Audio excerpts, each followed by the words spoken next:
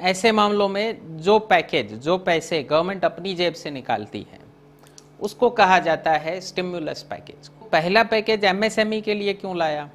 करीब करीब 6.34 करोड़ लघु उद्योग हैं भारत में, करीब करीब 12 करोड़ लोगों को रोजगारी देते हैं। फंड ऑफ फंड्स, ये एक होगा मदर फंड, उसके नीचे कुछ होंगे डॉटर फंड्स यानी बच्चे फंड। क्या होता है प्रोविडेंट फंड?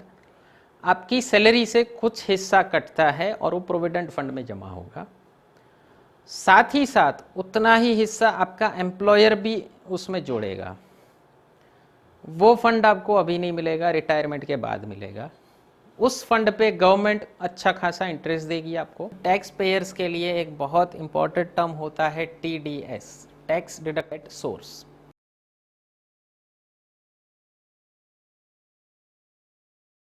नमस्ते मित्रों, स्टिमुलस पैकेज लॉन्च किया है गवर्नमेंट ने।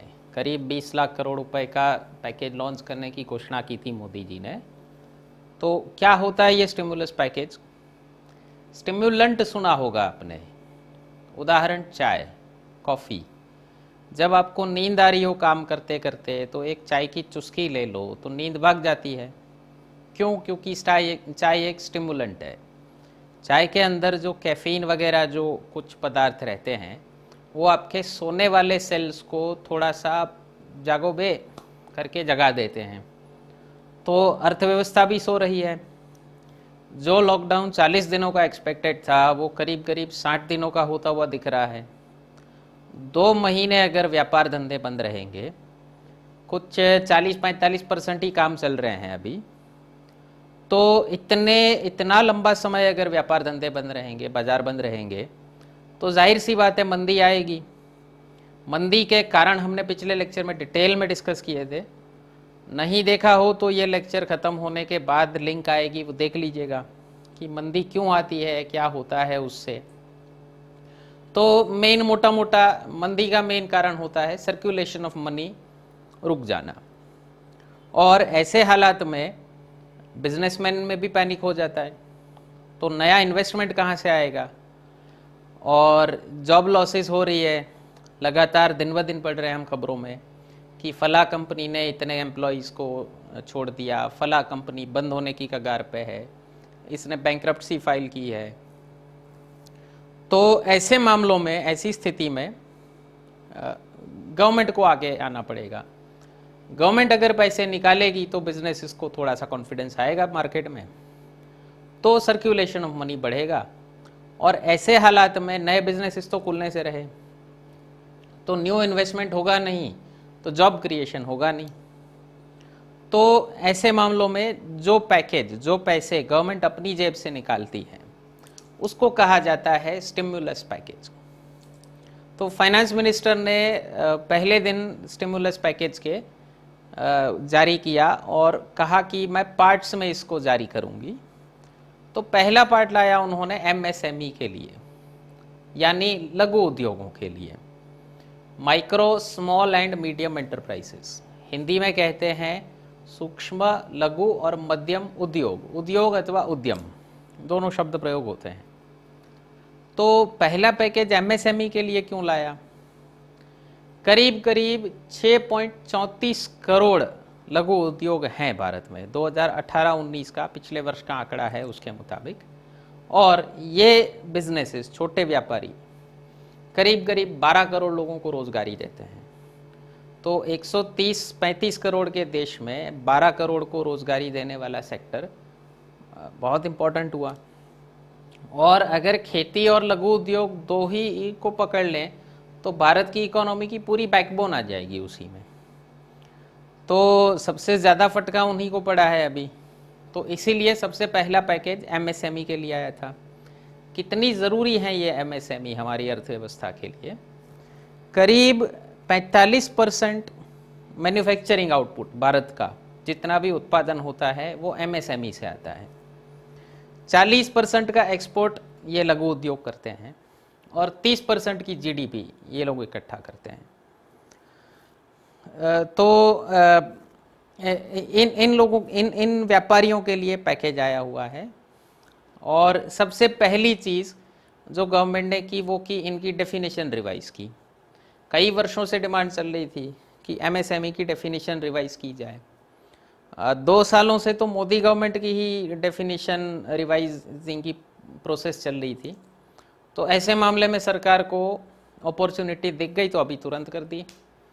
तो पुरानी डेफिनेशन जो थी वो 2 क्राइटेरिया के बेसिस, वो 2 अलग अलग सेक्टर्स पे थी, मैन्युफैक्चरिंग सेक्टर की अलग, सर्विस सेक्टर की अलग, और उसमें केवल इन्वेस्टमेंट क्राइटेरियन हुआ करता था।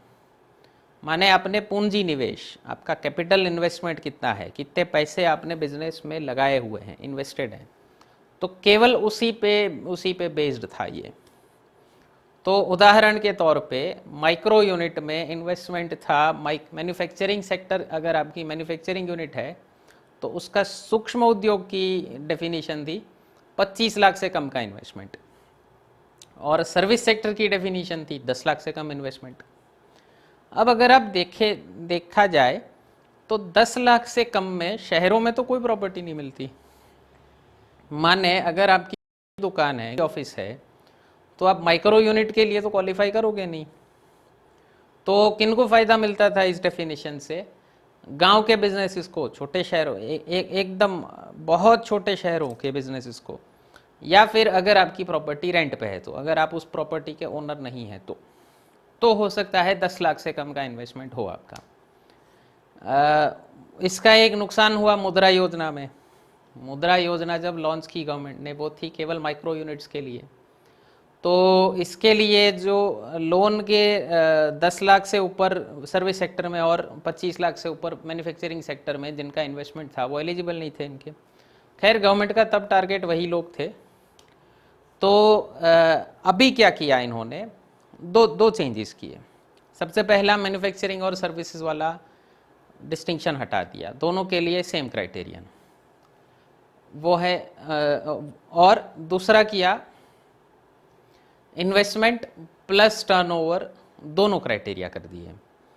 तो माइक्रो यूनिट के लिए, सूक्ष्म यूनिट के लिए इन्वेस्टमेंट चाहिए 1 करोड़ से कम और टर्नओवर होना चाहिए 5 करोड़ से कम। स्मॉल के लिए, लघु उद्योग के लिए इन्वेस्टमेंट की लिमिट की है 10 करोड़ और टर्नओवर की लिमिट की है 50 करोड़, और मीडियम के लिए इन्वेस्टमेंट की लिमिट की है 20 करोड़, टर्नओवर की है 100 करोड़। हालांकि इंडस्ट्रीज तो इससे भी खुश नहीं है, वो चाह रहे थे कि 250 करोड़ से कम के टर्नओवर को मीडियम एंटरप्राइज में गिना जाए, और 75 करोड़ वाला स्मॉल के लिए मांगा था। तो खैर, जो भी है, एक कदम आगे बढ़ा है अभी। इसका कारण दिया वित्त मंत्री ने, फाइनेंस मिनिस्टर ने, कि स्मॉल इंडस्ट्रीज को ग्रो करने में डर लग रहा था, क्योंकि स्मॉल इंडस्ट्रीज के जो फायदे होते हैं, लोन वगैरह आराम से मिल जाते हैं। आरबीआई के नॉर्म्स के मुताबिक प्रायोरिटी सेक्टर लेंडिंग का एक नॉर्म होता है, बैंक्स अपनी जो भी लोन दे रही है उसमें से 40% उनको प्रायोरिटी सेक्टर को देना है। उस प्रायोरिटी सेक्टर में एक बहुत बड़ा बेनिफिशियरी होता है ये एमएसएमई, छोटे उद्योग। तो बैंकों की 40% लोन में इनका एक शेयर, एक हिस्सा रहता है। तो यूनिट्स को ग्रो करने में डर लगता था कि अगर ग्रो कर गए, इससे ज़्यादा इन्वेस्टमेंट हो गया, इससे ज़्यादा टर्नओवर हो गया, तो अपने को कुछ लाभ नहीं मिलेंगे जो छोटे यूनिट्स को मिलते हैं। तो फिर क्या करते थे? अगर कोई बड़ा कॉर्पोरेट हाउस हो गया तो वो अपनी यूनिट्स को फर्दर सब डिवाइड कर देते थे, सिस्टर कंसर्न वगैरह खोल खोल के। माने एक कंपनी है, उसकी दूसरी कंपनी सबऑर्डिनेट कंपनी, फिर सबऑर्डिनेट कंपनी। तो ऐसे ये चीज़ तो हो रही थी, लोगों ने रास्ता ढूंढ निकाला था। तो गवर्नमेंट ने वो झंझट कुछ हद तक कम कर दी है। अब क्या होगा, इन एमएसएमईज की पुरानी डेफिनेशन में भी जो ये जितनी भी एमएसएमईज हैं उसमें से 51% रूरल एरियाज में थी और 49% शहरी एरिया में थी।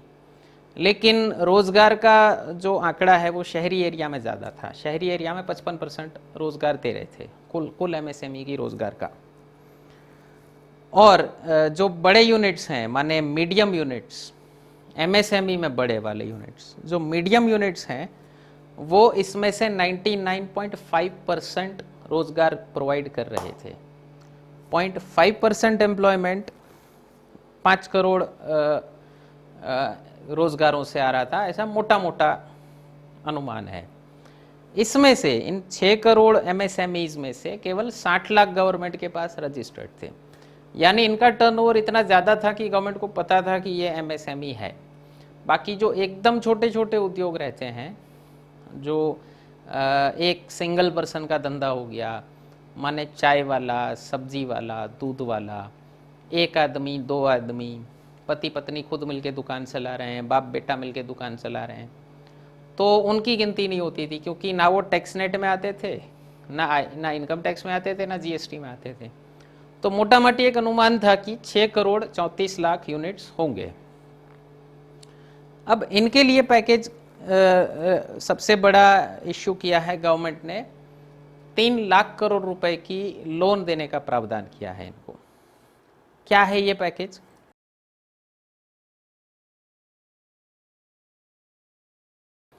इस साल की 29 फरवरी तक जिन एमएसएमईज के पास ऑलरेडी लोन्स थी, उनको 20% एक्स्ट्रा लोन मिलेगी, without collateral, without guarantee. Government की गारंटी होगी इन पे कि अगर इन्होंने डिफ़ॉल्ट किया तो सारा पैसा गवर्नमेंट देगी। तो ऐसे कुछ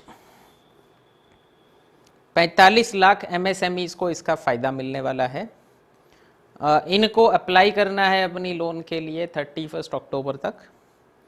उस लोन पे 1 साल का मोरेटोरियम मिलेगा उनको। मोरेटोरियम माने 1 साल तक कोई भी हफ्ता नहीं चुकाना, उसके बाद 4 साल के अंदर ये लोन ख़त्म होगा, यानी कुल मिला के 5 साल का लोन है।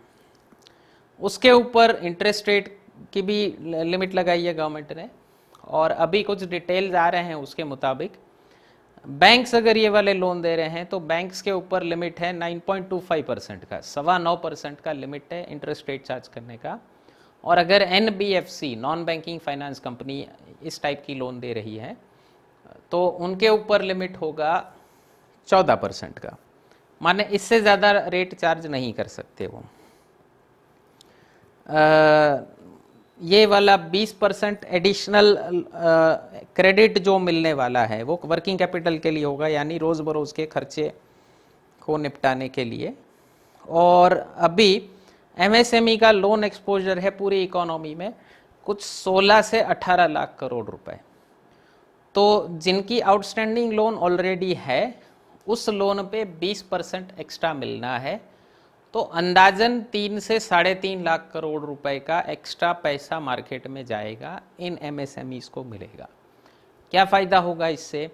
इन लोगों के पास यदि अभी वर्किंग कैपिटल यानी रोज़ बरोज़ के खर्चे निकालने के पैसे नहीं हैं और उसके चलते वो अपने एम्प्लॉयज़ को तनख्वाह नहीं दे पा रहे, अपने एम्प्लॉयज़ को कट डाउन करना पड़ रहा है, रोज़गारी छीननी पड़ रही है, या फिर रॉ मटेरियल वगैरह के पैसे नहीं हैं, कुछ छोटी मोटी मशीनरी चाहिए उसके पैसे नहीं हैं, तो उन सब के लिए पैसे इनको मिल जाएंगे।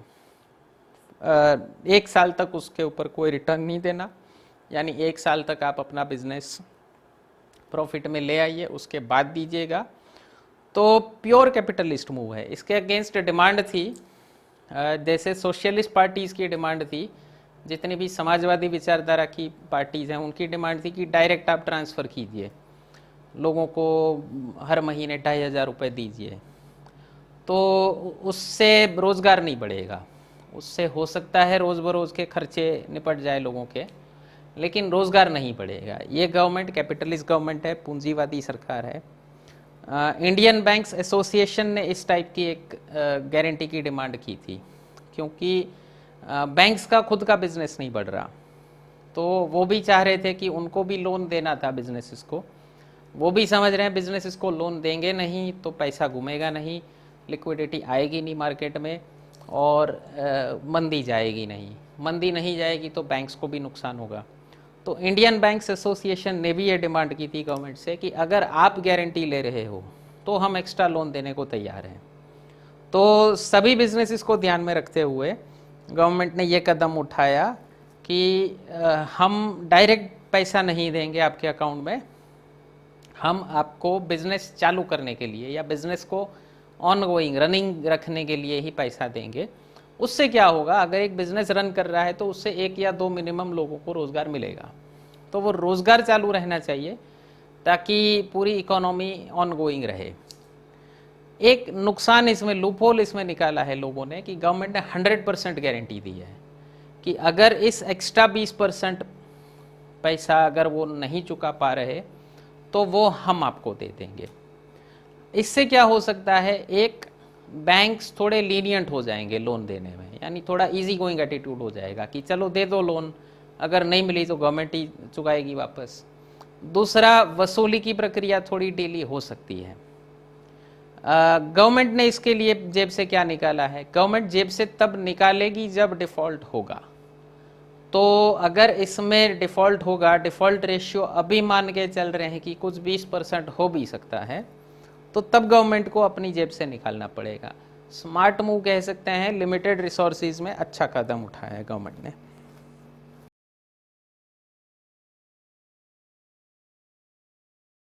दूसरा कदम क्या उठाया एमएसएमईज के लिए, जो स्ट्रेस्ड एमएसएमई है, यानी कि आरबीआई की डेफिनेशन के मुताबिक जिन लघु उद्योगों की लोन स्ट्रेस्ड कैटेगरी में है, स्ट्रेस्ड कैटेगरी यानी वो अपनी लोन या तो फिलहाल चुका नहीं पा रहे या चुका नहीं पाएंगे, तो ऐसे एमएसएमईज को सबऑर्डिनेट डेट और दिया जाएगा, सबऑर्डिनेट कर्जा और दिया जाएगा। ऐसे करीब 2 लाख एमएसएमई को इसका फ़ायदा मिलने का अनुमान है। तो गवर्नमेंट कैसे चैनलाइज करेगी इस फंड को, 4000 करोड़ रुपए गवर्नमेंट इन्वेस्ट करेगी एक ट्रस्ट में। उस ट्रस्ट का नाम है credit guarantee trust for micro and small enterprises, short में CGTMSE। इनको 4000 करोड़ रुपए दिया जाएगा। ये पार्शियल क्रेडिट गारंटी देंगे बैंक्स को।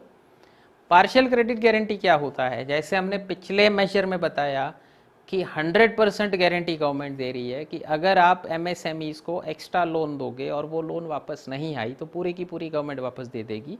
यहाँ पे पूरी की पूरी गवर्नमेंट वापस नहीं दे रही है, यहाँ पे गवर्नमेंट करीब 15% की गारंटी दे रही है कि 15% गवर्नमेंट देगी, बाकी आप खुद वसूली करोगे। क्या फ़ायदा होगा इससे, बैंक को लोन देने में थोड़ा सा प्रोत्साहन मिलेगा, थोड़ा सा उनको भरोसा आएगा कि चलो एक पार्ट तो गवर्नमेंट दे देगी वापस अपने को। उसी भरोसे बैंक्स का अपना बिजनेसेस भी रन होना शुरू हो जाएगा। कैसे दिया जाएगा, जो पैसा बैंक एक्स्ट्रा दे रहा है जिस एमएसएमई को, जिस लघु उद्योग को, वो पैसा इक्विटी के रूप में यानी कि शेयर कैपिटल के रूप में ट्रांसफ़र किया जाएगा। और लिमिट लगाई है पर बिजनेस 75 लाख की, माने एक बिजनेस में 75 लाख से ज़्यादा ये सबऑर्डिनेट डेट नहीं दिया जाएगा। सबऑर्डिनेट डेट का मतलब क्या होता है, वो कर्जा जो आपको वापस मिलने की उम्मीद कम है, नाम ही यही है। तो क्यों दे रहे हैं, ताकि जो बिजनेसेस फ़िलहाल मंदी के चपेट से गुजर रहे हैं वो अगर रिवाइव होने की कगार पे होंगे तो रिवाइव हो जाएंगे। तो ऐसे में 4000 करोड़ गवर्नमेंट दे रही है, कुल अंदाज है 20,000 करोड़ रुपए मिलेंगे इनको। चैनलाइज किया जाएगा, कैसे किया जाएगा इसकी डिटेल आनी बाकी है।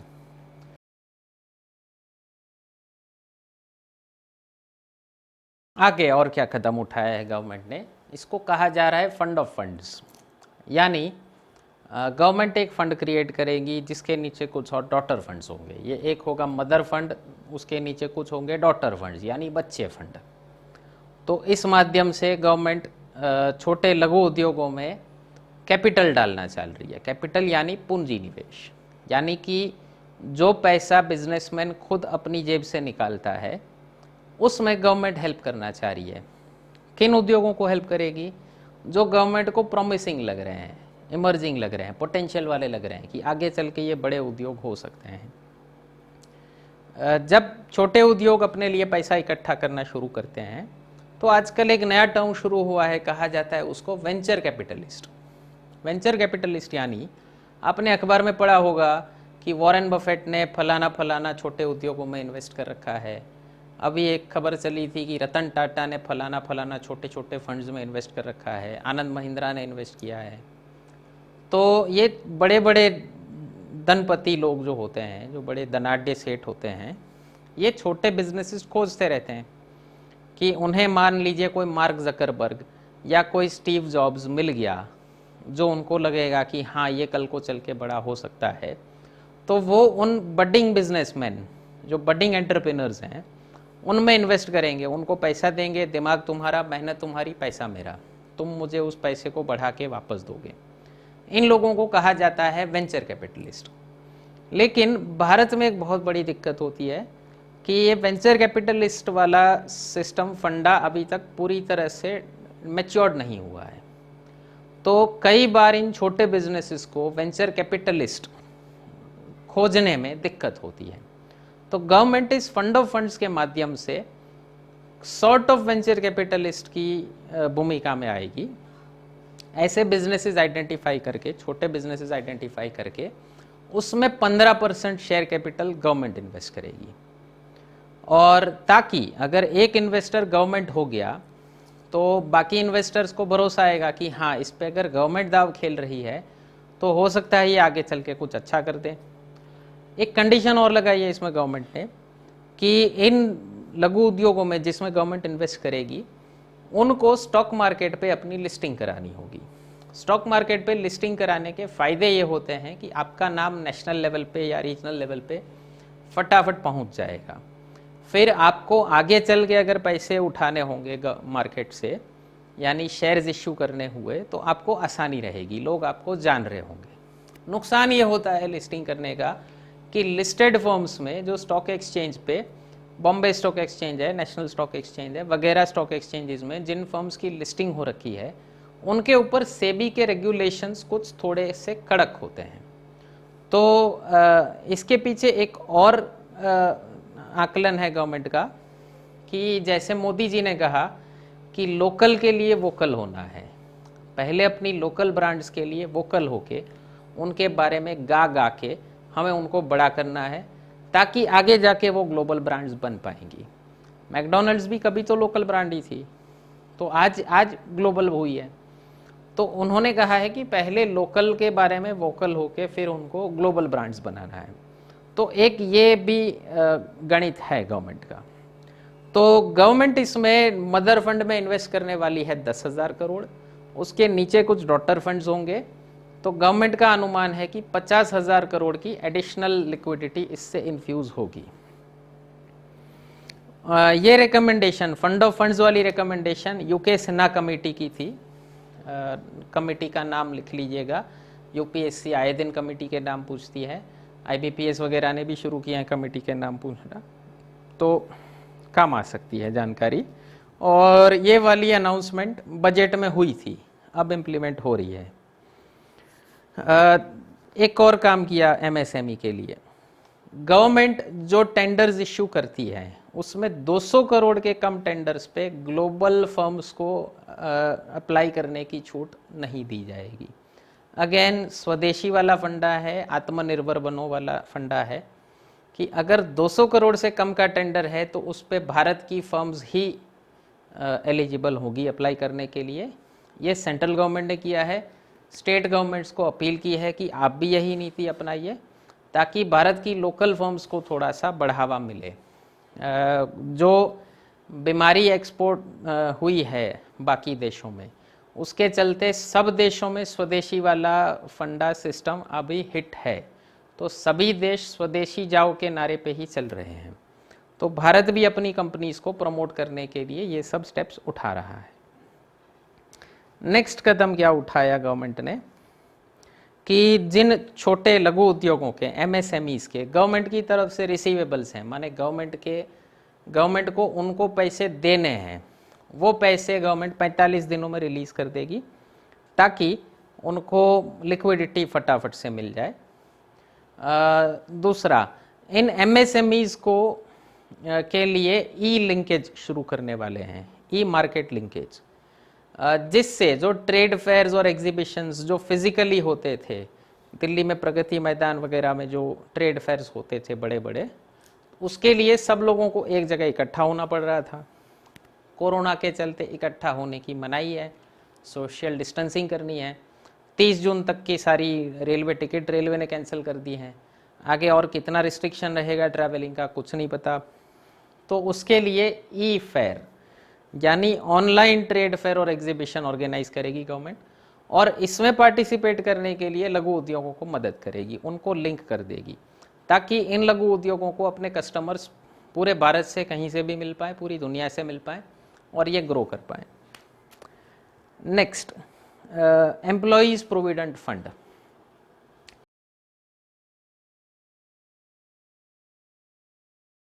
क्या होता है प्रोविडेंट फंड? आपकी सैलरी से कुछ हिस्सा कटता है और वो प्रोविडेंट फंड में जमा होगा। साथ ही साथ उतना ही हिस्सा आपका एम्प्लॉयर भी उसमें जोड़ेगा।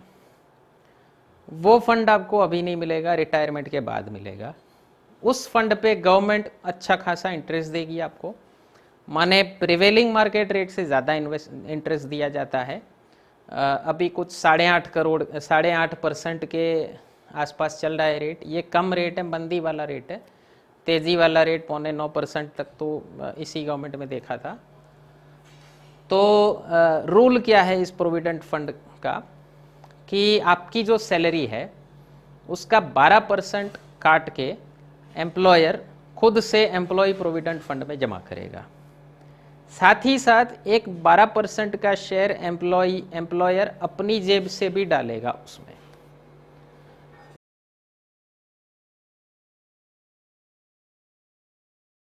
तो क्या गणित होता है ये प्रोविडेंट फंड का? मान लीजिए आपकी सैलरी हुई 8,000, उसका 12% यानी 960 रुपये एम्प्लॉयर आपकी सैलरी से काट के जमा करेगा एम्प्लॉयज़ प्रोविडेंट फंड में। साथ ही साथ 960 रुपये अपनी जेब से भी एम्प्लॉयर जमा करेगा उस एम्प्लॉयज़ प्रोविडेंट फंड में। कुल कितने पैसे हुए? 1920 रुपये। इस 1920 रुपये पे गवर्नमेंट आपको ब्याज देगी, मान लीजिए 8.5%। हर महीने जमा होगा, हर महीने उसके ऊपर जुड़ता जाएगा। ये पैसा आपको मिलेगा पोस्ट रिटायरमेंट। किन फर्म्स के लिए कंपलसरी है ये एम्प्लॉयज़ प्रोविडेंट फंड? जिनके पास कम से कम 10 एम्प्लॉयज़ हो उनके लिए ये पैसा कंपलसरी है। तो आपने देखा होगा कि आपकी ग्रॉस सैलरी ऑन पेपर कुछ ज़्यादा बोलती है, लेकिन टेक होम सैलरी जिसका आपको चेक मिलता है वो पैसा कम आता है आपके पास। तो उसकी वजह ऐसे बहुत सारे कट होते हैं जो आपकी सैलरी में से कट होके आपको मिलेंगे। तो फिलहाल लिक्विडिटी की कमी है, उसके चलते मार्च महीने से गवर्नमेंट ये पूरा का पूरा प्रोविडेंट फंड का पैसा गवर्नमेंट खुद अपनी जेब से जमा कर रही थी। किन उद्योगों के लिए? जिनके पास 10 से लेके 100 एम्प्लॉयज़ थे उनके लिए। 100 से ज़्यादा एम्प्लॉयज़ के लिए गवर्नमेंट ने नहीं दिए थे पैसे। तो ये 24% हो गए। 12% एम्प्लॉय की सैलरी से कट होंगे, 12% एम्प्लॉयर का कंट्रीब्यूशन। ये 24% गवर्नमेंट पिछले 3 महीनों से जमा कर रही थी ऑलरेडी। मार्च, अप्रैल, मई का जमा किया था गवर्नमेंट ने। इस कंट्रीब्यूशन को 3 महीने और बढ़ा दिया है, यानी जून, जुलाई, अगस्त तक गवर्नमेंट इस प्रोविडेंट फंड के पैसे अपनी जेब से जमा करेगी। इसका खर्च पहुंचा है गवर्नमेंट को कुछ 2,500 करोड़ रुपए। 3.5 लाख यूनिट्स को इससे फ़ायदा हुआ और 72 लाख 72 लाख एम्प्लॉयज़ को इससे फ़ायदा पहुंचा। किन एम्प्लॉयज़ के लिए था ये? जिनकी सैलरी 15,000 से कम है। माने 2 कंडीशन है, एक फर्म में 10 से 100 के बीच एम्प्लॉयज़ होने चाहिए, दूसरा उनकी सैलरी 15,000 से कम होनी चाहिए। ज़्यादा कमाने वाले एम्प्लॉयज़ को गवर्नमेंट ने ये बेनिफिट नहीं दिया है। उनके लिए एक और बेनिफिट है, अभी आएगा। उनके लिए क्या किया है? जिनकी सैलरी 15,000 से ज़्यादा है या जो इस वाले में कवर नहीं हुए थे, उनके लिए जो कंपलसरी 12% कट होता था उसकी जगह 10% कट होगा, यानी 2% पैसा एक्स्ट्रा टेक होम सैलरी में बढ़ जाएगा। क्यों? लिक्विडिटी कम है मार्केट में, इसलिए। यानी अगर आपका प्रोविडेंट फंड 2% कम कटेगा तो आपके पास उतना पैसा ज़्यादा रहेगा खर्च करने के लिए। मतलब आपकी सैलरी अगर 30,000 रुपये है और 2% ज़्यादा मिल रहा है आपको, तो 600 रुपये पर महीना आपको अभी ज़्यादा खर्च करने के लिए मिलेगा। कितना पैसा होगा इससे? पूरे इंडिया में कुछ 6,750 करोड़ रुपए की लिक्विडिटी ज़्यादा होगी पूरे मार्केट में। बूंद बूंद से सागर बनता है, सागर ना बने सरोवर तो बन ही जाएगा। तो जो पैसा थोड़ा बहुत मार्केट में जहाँ कहीं से भी आ गया, गवर्नमेंट की फ़िलहाल कैलकुलेशन यही चल रही है कि पैसा ज़्यादा मार्केट में आए, लोग ज़्यादा स्पेंड करें, जिससे कि मार्केट घूमना शुरू हो, चक्कर, पैसों का जो चक्र है वो दोबारा से घूमना शुरू हो जाए। इसमें एम्प्लॉयर का, बिजनेसेस का भी कंट्रीब्यूशन उन्होंने घटा के 12% से 10% कर दिया है अगले 3 महीनों के लिए, यानी अगस्त महीने तक के लिए। लेकिन गवर्नमेंट ने अपना कंट्रीब्यूशन कम नहीं किया है।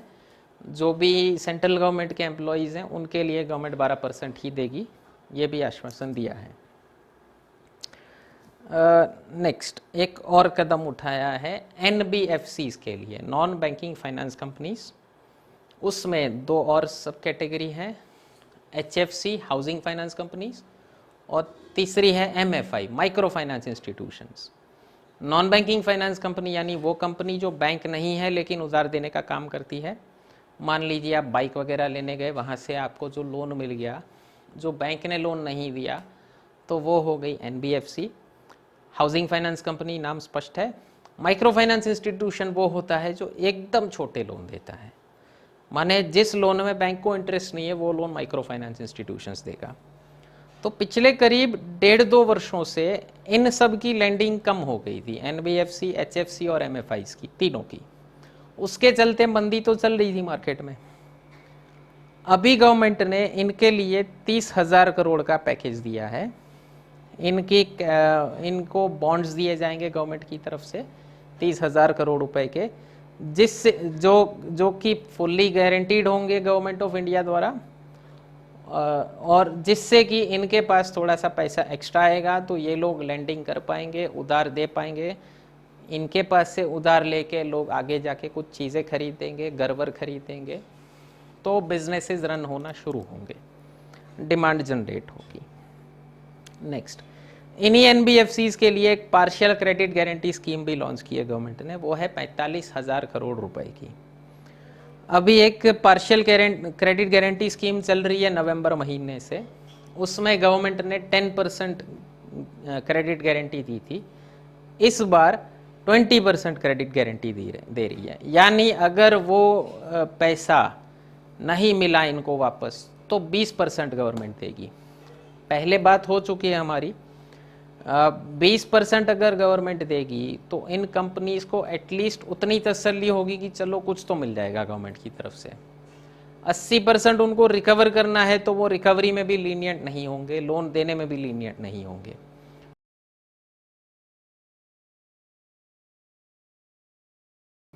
लॉकडाउन के चलते गवर्नमेंट ने एक अपील की थी पावर कंपनीज को कि अगर कस्टमर अभी 3 महीनों के लिए अपना बिल नहीं दे पा रहे हैं तो उनका कनेक्शन मत काटा जाए। उसके साथ साथ कस्टमर्स को भी अपील की थी कि आप भी हो सके तो ऑनलाइन पेमेंट कर दीजिए, क्योंकि फिज़िकली तो उनका जो आदमी है वो आपके घर पे आके चेक कर नहीं पाएगा कि मीटर रीडिंग क्या चल रही है। तो एवरेज बेसिस पे आपको बिल डिस्पैच हुए होंगे, डिस्पैच हुए हैं माने ऑनलाइन डिस्पैच हुए हैं। तो गवर्नमेंट ने कस्टमर्स को भी अपील की है कि ये बिल आप पे कर दीजिए ताकि उनके पास भी पैसे आ जाएं। तो इन कंपनीज के पास 3 महीने तक पैसे नहीं आएंगे तो उनको भी लिक्विडिटी की क्राइसिस हो जाएगी, उनके पास भी पैसों की कमी हो जाएगी। तो गवर्नमेंट ने इनके लिए एक पैकेज लाया है 90,000 करोड़ रुपए का। पावर कंपनीज में 3 स्टेजेस होते हैं। पहली कंपनी है जनरेटिंग कंपनीज, जिसे शॉर्ट में कहा जाता है जेनको। दूसरी है ट्रांसमिशन कंपनीज, जो जेनको के पास से खरीद के नीचे वाली रिटेल कंपनी को देगी, उसे कहा जाता है ट्रांसको। और तीसरी है डिस्ट्रीब्यूशन कंपनीज, शॉर्ट में कहा जाता है डिस्कॉम। जिस कंपनी का आपके घर के पास मीटर लगा होगा, वो चाहे टाटा पावर का हो सकता है, टोरेंट पावर का हो सकता है, या गवर्नमेंट कंपनी का हो सकता है, उस मीटर वाली कंपनी को कहा जाता है डिस्कॉम। आप अगर अपना बिल पे करेंगे तो वो बिल जाएगा डिस्कॉम के पास, डिस्कॉम उस पैसे को देगी जेनको को या ट्रांसको को, जनरेटिंग कंपनीज को। इसी से पूरा साइकिल चलता है। तो जब आप 3 महीने तक बिल नहीं देंगे तो सबसे पहला पैसे की कमी आएगी डिस्कॉम के पास। डिस्कॉम अपना पैसा नहीं दे पाएगी जेनको को, तो जेनको को भी दिक्कत होगी कि हम आगे चल के नया पावर प्रोडक्शन करेंगे कैसे। तो गवर्नमेंट ने 90,000 करोड़ का पैकेज दिया है डिस्कॉम्स के लिए, तो इन डिस्कॉम्स को अपने ऊपर वाली कंपनीज को पैसे देने के लिए दिए हैं, और इन डिस्कॉम्स के ऊपर अभी उधारी चल रही है कुछ 94,000 करोड़ रुपए की। तो 90,000 करोड़ गवर्नमेंट ने दिया हुआ है। दूसरा, सेंट्रल गवर्नमेंट की जितनी जेनकोज हैं, जनरेटिंग कंपनीज हैं, उनसे गवर्नमेंट ने कहा है कि अगर ये डिस्कॉम्स अपने कस्टमर को इसका फ़ायदा दे रही है, इस 90,000 करोड़ के पैकेज का फ़ायदा अगर अपने कस्टमर को दे रही है, तो आप उनको रिबेट दीजिएगा, यानी आप उनको आने वाले टाइम में बिल में कुछ रियायत दे दीजिएगा। एक और बड़ा सेक्टर जो इस लॉकडाउन से ग्रस्त है वो है रियल एस्टेट का, कंस्ट्रक्शन वाला सेक्टर। और कंस्ट्रक्शन वाला सेक्टर इंडिया में बहुत बड़े मास को रोजगारी देता है, बहुत बड़ी संख्या को रोजगारी देता है। तो इनके लिए एक रेगुलेशन है कि अगर रेरा करके एक अथॉरिटी आई है, रियल एस्टेट रेगुलेटिंग अथॉरिटी, तो इनको अपने जितने भी बिल्डिंग्स हैं उनकी रजिस्ट्रेशन करानी पड़ती है रेरा के पास, और जब तक बिल्डिंग कंप्लीट नहीं हो जाता तब तक इनको अपने पैसे पूरे वापस नहीं मिलते। तो इनके लिए एक छोटी सी रियायत दी है कि इनको बिल्डिंग कंप्लीशन के टाइम में 6 महीने एक्सटेंड कर दिए हैं, क्योंकि करीब करीब 2 महीने का लॉकडाउन हो जाएगा। तो इनको बिल्डिंग कंप्लीशन जिस टाइम में कराना रहता था गवर्नमेंट के पास, उसमें 6 महीने एक्सटेंड कर दिए हैं गवर्नमेंट ने कि आप 6 महीने और ले लीजिए। मजदूर जो घर गए हैं वापस आएंगे, वापस गाड़ी पटरी पे दौड़ेगी, उस सब के लिए 6 महीने एक्सटेंड किया है। और अथॉरिटीज़ को ये भी छूट दी है कि अगर ज़रूरत पड़े तो इसको 3 महीने तक और एक्सटेंड कर देना।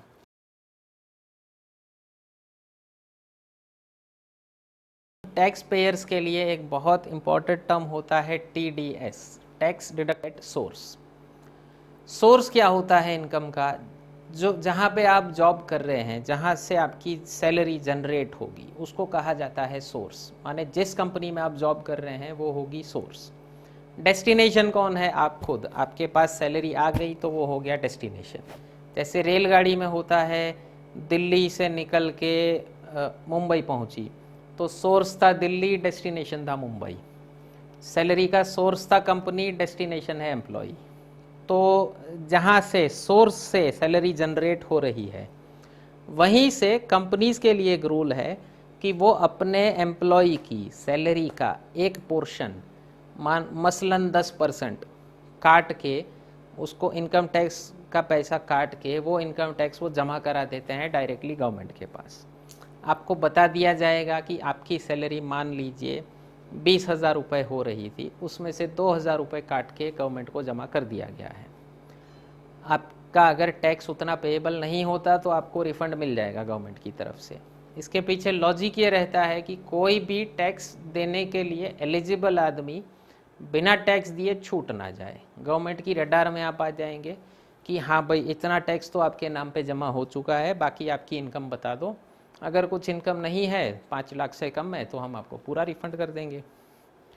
तो जहाँ से आपकी सैलरी स्लिप बन रही है, जहाँ से आपको पैसा दिया जा रहा है, वहीं से उस सैलरी में से income tax payable amount cut होके जमा कर दी जाएगी गवर्नमेंट के पास, आपको मिलेगी बाकी सैलरी। इस प्रोसेस को कहा जाता है tax deductible at source, TDS। इस TDS में गवर्नमेंट ने 25% की छूट दी है। मतलब मान लीजिए महीने के आपके 2,000 रुपये टैक्स के कट हो रहे थे कंपनी से, तो 500 रुपये कम कट होंगे, यानी आपके सिर्फ 1,500 रुपये कट होंगे। और जो आपकी सैलरी मान लीजिए 18,000 रुपये बन रही थी, तो वो 18,500 आपके हाथ में मिलेगी। क्या फ़ायदा होगा इससे? आपके पास पैसा ज़्यादा होगा खर्च करने को, मार्केट में लिक्विडिटी ज़्यादा हो जाएगी। और अंदर गवर्नमेंट का कि कुछ 50,000 करोड़ रुपए की लिक्विडिटी ज़्यादा मिलेगी पूरे मार्केट में, इस TDS को कम करने की वजह से। दूसरा फ़ायदा किया है कि इनकम टैक्स रिटर्न फाइल करने की डेट आगे बढ़ा दी है। तो इंडिविजुअल इनकम टैक्स पेयर्स को ज़्यादा फ़ायदा हुआ है। जुलाई एंड की डेट होती थी उनकी 31 जुलाई की, उसको बढ़ा के कर दिया है 30 नवंबर, यानी 4 महीने की रियायत दी है, क्योंकि ये लॉकडाउन के चलते सब कुछ बंद पड़ा है, ठप पड़ा है। इसलिए ऑडिट वालों को ज़्यादा फ़ायदा नहीं मिला। ऑडिट वालों की लास्ट डेट हुआ करती थी अक्टूबर की, उनको सितंबर की उनको दिया है 31 अक्टूबर तक ऑडिट फाइल करनी है उनको। तो ये था पूरा मोटा माटी स्टिमुलस पैकेज का पार्ट 1। उम्मीद करते हैं आपको लेक्चर पसंद आया होगा। कोई क्वेश्चन हो कमेंट सेक्शन में पूछ सकते हैं। वीडियो पसंद आया हो तो चैनल को सब्सक्राइब और शेयर करना ना भूलें। धन्यवाद।